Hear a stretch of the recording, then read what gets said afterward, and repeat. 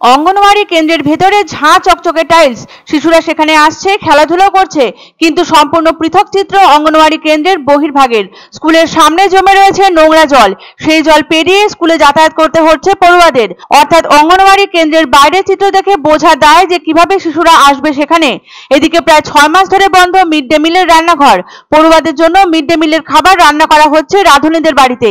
এমনই বেহাল ছবি ফুটে উঠেছে ধূপগুড়ি মহকুমার খলাইগ্রাম শিশু শিক্ষা কেন্দ্রের।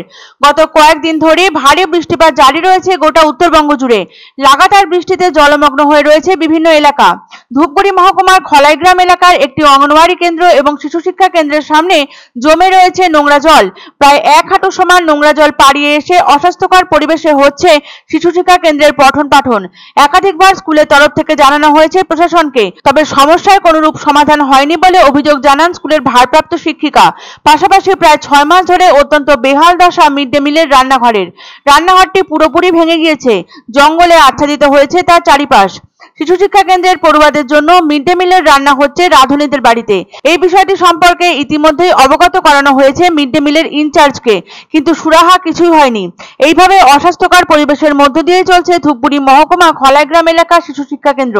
বারবার বিভিন্ন দপ্তরে আবেদন করলেও কোনো কাজের কাজ হয়নি। খুদে পড়ুয়াদের পড়াশোনার জন্য অঙ্গনওয়াড়িতে পাঠালেও আতঙ্কের মধ্যে থাকেন অভিভাবকেরা। ভেতরে তো ঝাঁ চকচকে টাইলস রয়েছে, কিন্তু বাইরের অবস্থা ভীষণই বেহাল হয়ে রয়েছে ধূপগুড়ি মহকুমার খলাইগ্রাম এলাকার শিশু শিক্ষা কেন্দ্রের। স্কুলের সামনেই জমে রয়েছে নোংরা জল, পড়ুয়াদের স্কুলে যাতায়াত করতে হচ্ছে সেই নোংরা জল পেরিয়েই। স্কুলের সামনে জল জমে থাকায় পোকামাকড়ের উপদ্রবের ভীতি রয়ে যাচ্ছে অভিভাবকদের মনে। প্রায় 1 হাঁটু নোংরা জল পাড়িয়ে শিশুদের প্রবেশ করতে হচ্ছে শিক্ষা কেন্দ্রে। এই জল পাড়ানোতে হচ্ছে নানাবিধ চর্মরোগ, বাড়ছে মশার উপদ্রব। অস্বাস্থ্যকর পরিবেশে চলছে শিশু শিক্ষা কেন্দ্রের পড়াশোনা। এদিকে প্রায় 6 মাস ধরে বন্ধ হয়ে রয়েছে মিড ডে মিলের রান্নাঘর। স্কুলের বাইরে জল জমে থাকায় সেখানেও রান্না করা অসম্ভব, তাই বাধ্য হয়ে রাঁধুনিরা নিজেদের বাড়িতেই রান্না করছেন মিড ডে মিলের খাবার। অর্থাৎ সার্বিক দিক থেকে সম্পূর্ণ অবিন্যস্ত ধূপগুড়ি মহকুমার খলাইগ্রাম এলাকার এই শিশু শিক্ষা কেন্দ্রটি। বর্ষার শুরু থেকেই জলে থই থই করে এই অঙ্গনওয়াড়ি কেন্দ্র, ফলে ভয়ঙ্কর সমস্যা হয় ছোট ছোট ছাত্রছাত্রীদের আসা যাওয়া করতে। নিকাশি ব্যবস্থা তৈরি করা না হলে এই সমস্যার দূরীকরণ হবে না। অভিভাবকেরা পড়াশোনার জন্য শিশুদের এই শিক্ষা কেন্দ্রে পাঠালেও তারা নিশ্চিন্ত থাকতে পারছেন না। এই ব্যাপারে প্রশাসনের উদাসীনতাকে দায়ী করছেন স্কুলের ভারপ্রাপ্ত শিক্ষিকা। একাধিকবার স্কুলের তরফে প্রশাসনকে জানিয়েও কোনো ইতিবাচক ফল মেলেনি বলে অভিযোগ জানান তিনি।